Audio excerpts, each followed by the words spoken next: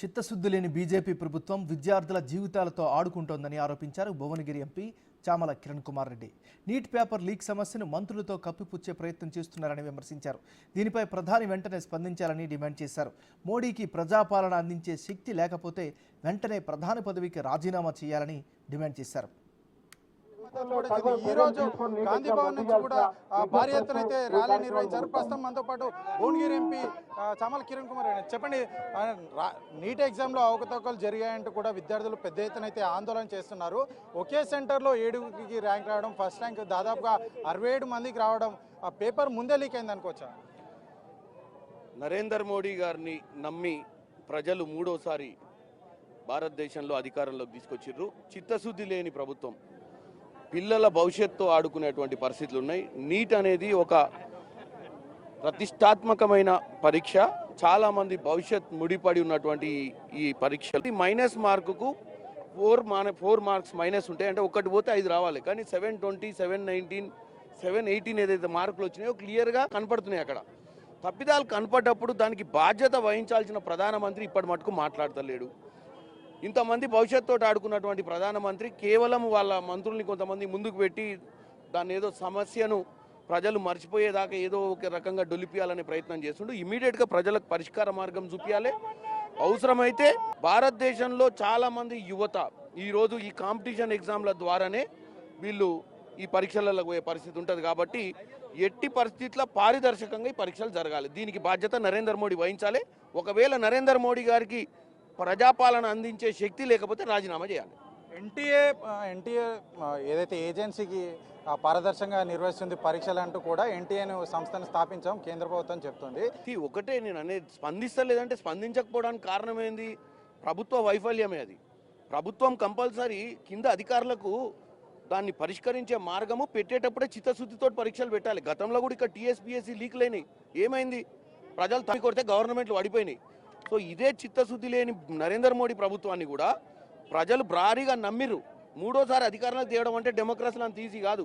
ఇంత నమ్మకంతో అధికారంలోకి ఇస్తే పిల్లల భవిష్యత్తుతో ఆడుకున్నటువంటి బీజేపీ ప్రభుత్వాన్ని ఇక రానున్న ఏ ఎన్నికలనైనా ప్రజలు బుద్ధి చెప్పాలి. ఎందుకంటే ఓవర్ కాన్ఫిడెన్స్ ఎక్కువైపోయి చిన్న చిన్న సమస్యల మీద కూడా పరిష్కారం చేసేంత దరిద్ర పరిస్థితిలో, పరిష్కారం చేయలేనంత దరిద్ర పరిస్థితిలో బీజేపీ ఉంది.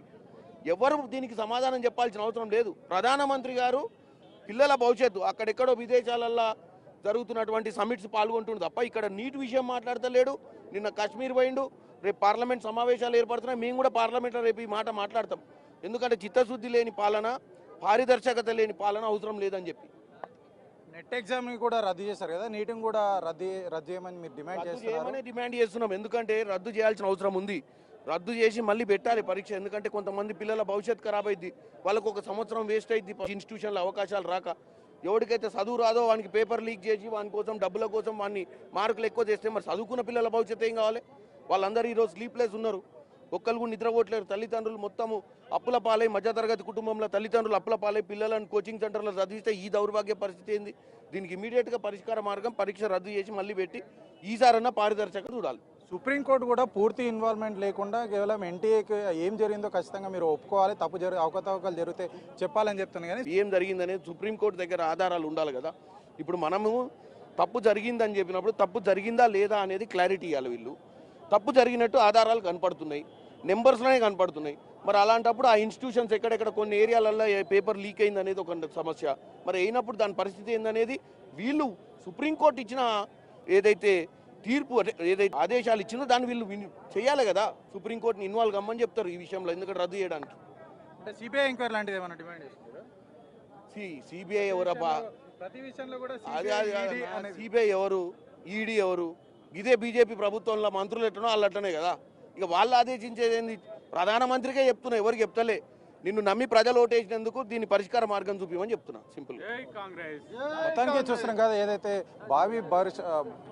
భారత భవిష్యత్తు మొత్తం కూడా ఏదైతే మెడిసిన్ అండ్ నీట్ యువతలోనే ఉంది. ఈ యువతగా ఇట్లాంటి ఏదైతే అవకతవకలు జరగడం, పేపర్ లీక్ జరగడం వల్ల వ్యవస్థ మీద నమ్మకం పోతుందని కూడా చెప్తున్నారు. ఖచ్చితంగా భారత ప్రధాని నరేంద్ర మోడీ రెస్పాండ్ అయ్యి వెంటనే ఈ యొక్క సమస్యను సాల్వ్ చేయాలని డిమాండ్ చేస్తున్నారు. కెమెరామ్యాన్ శంకర్తో హరికృష్ణ, బిగ్ టీవీ, హైదరాబాద్.